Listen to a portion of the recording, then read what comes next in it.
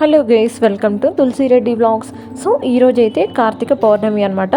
So అందుకని నేనేం చేస్తున్నానంటే కొంచెం బెల్లం వేసి లైట్గా గోరువెచ్చగా, అంటే బెల్లం జస్ట్ కరిగేంత వరకు నేనైతే స్టవ్ మీద పెట్టాను అనమాట.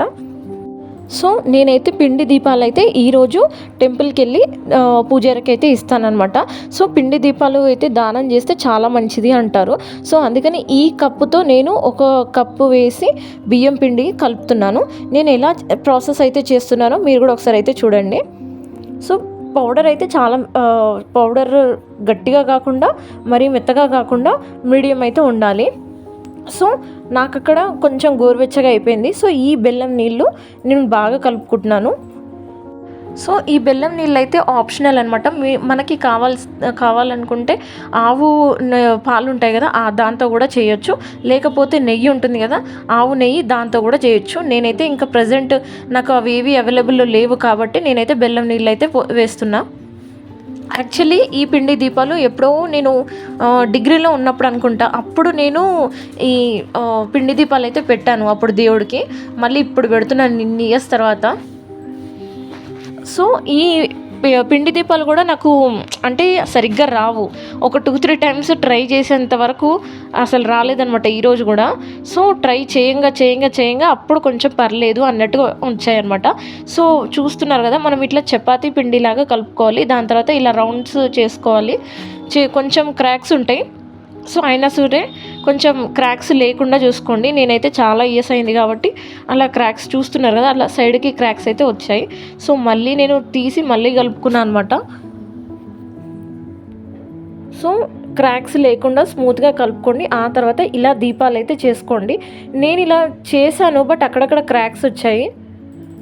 సో ఈ పిండి దీపాలు చేయడం కూడా అంత పర్ఫెక్ట్గా రాలేదు కూడా. మీరైతే చూసి తిట్టుకోకండి, ఎందుకంటే నేనేమో డైలీ చెయ్యను అండ్ ఇవి ఎప్పుడో ఒకసారి చేస్తాను కాబట్టి అంత ప్రాక్టీస్ కూడా నాకు లేదు. సో నేను ఇక్కడ ఇంకో ప్లేట్ అయితే తీసుకున్నాను. ఈ ప్లేట్లో నేను పూజారికి కొన్ని బియ్యము, ఆ తర్వాత కొన్ని ఆకుకూరలు, కొంచెం అమౌంట్ అయితే పక్కకు తీసి పెట్టుకున్నాను. సో ఈ ప్లేట్లో ఏంటంటే కొంచెం రైస్ వేసుకొని ఆ తర్వాత పిండి దీపాలు అయితే దీని మీద పెట్టి పూజారికి అయితే ఇస్తానన్నమాట. సో దీపం దానం అయితే ఈ పౌర్ణమి రోజు ఇస్తే ఎవరైతే ఏమైనా కోరుకున్న వాళ్ళు ఇలా కోరుకొని ఇలా దీపం అయితే దానం ఎవరైతే చేస్తారో వాళ్ళకి చాలా మంచి జరుగుతుందంట. సో చూడాలి, నేను కూడా ఫస్ట్ టైం ఇస్తున్నాను. సో ఇంట్లో దీపం అయితే ముట్టించుకొని ఇంకా పూజ మొత్తం కంప్లీట్ చేసేసుకున్నాము. సో టెంపుల్కి వెళ్ళే ముందు ఇంట్లో పూజ అయితే కంప్లీట్ చేసుకున్నాను. ఎక్కడికి వెళ్ళినా సరే ఫస్ట్ ఇంట్లో పూజ చేసుకున్న తర్వాతనే గుడికి వెళ్ళాలి. సో ఇక్కడ మా సిస్టర్, మా మమ్మీ అయితే ఇంకా క్రాకర్స్ అయితే కాలుస్తున్నారు. వాళ్ళు ఆల్రెడీ టెంపుల్కి వెళ్ళేసి వచ్చారు. నేను ఒక్కదానే లేట్ అనమాట. సో చూస్తున్నారు కదా, క్రాకర్స్ అన్నీ కాల్చిన తర్వాత నన్ను కూడా రమ్మన్నారు. బట్ నాకు అంత ఇంట్రెస్ట్ లేకుండే, అందుకే నేను ఇంకా టెంపుల్కి వెళ్ళాను. టెంపుల్కి వెళ్తే ఇంకా జనాలు అసలు కొంచెం కూడా ఖాళీగా లేదనమాట, అంతమంది ఉన్నారు. సో ఒక్కొక్కరు ఇంకా కాలుస్తున్నారనమాట. సో మా ఇంటి దగ్గర ఉన్న టెంపుల్ దగ్గర అయితే ఇలా ఒక విగ్రహం ఉండి ముందైతే శివలింగం అయితే ఉంటుందన్నమాట. సో కొంచెం ఓపెన్గా ఉంటుంది ఇక్కడ లింగము, అందుకని ఎవరైనా రావచ్చు, ఎవరైనా అభిషేకం అయితే చేయొచ్చు అనమాట. అండ్ ఇక్కడ అందరు కలిసి ఇంకా ముగ్గులు వేసి దీపాలు అయితే ముట్టిస్తున్నారు. సో ఈ కార్తీక పౌర్ణమి రోజు ఎందుకు 365 ఒత్తులు ముట్టిస్తారంటే, ప్రతిరోజు మనం దీపం ముట్టియడం కుదరదు కాబట్టి అందుకే ఈ కార్తీక మాసం రోజు ఒకేసారి 365 ఒత్తులు వెలిగిస్తారనమాట. సో ఈ ఒత్తులు ఎవరైతే వెలిగిస్తారో వాళ్ళకి జన్మజన్మల పుణ్యం అని చెప్పి అంటారు.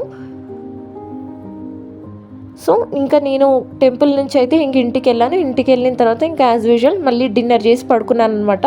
సో ఇక్కడితో అయితే నేను బ్లాగ్ ఎండ్ చేస్తున్నాను. Please like, share and subscribe my YouTube channel. Thank you so much for watching.